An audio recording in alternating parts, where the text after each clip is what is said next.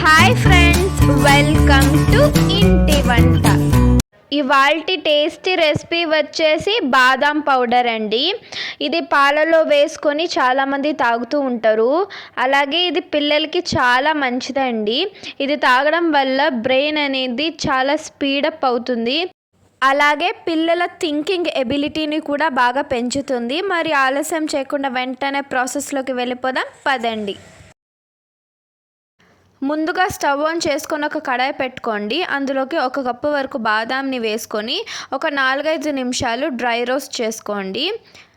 ఇప్పుడు ఇందులోకి 10 నుంచి 15 వరకు పిస్తాని వేసుకొని దాన్ని కూడా చక్కగా ఫ్రై చేసుకోండి.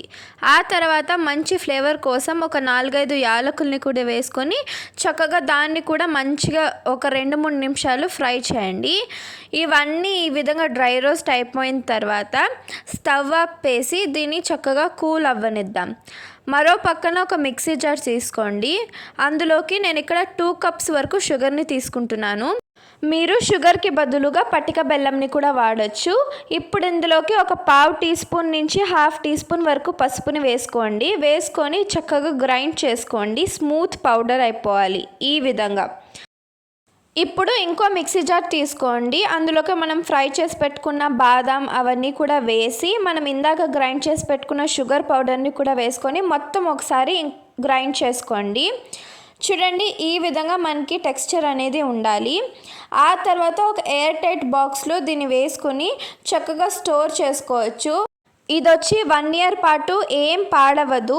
చాలా చాలా టేస్టీగా యమ్మీగా ఉంటుంది.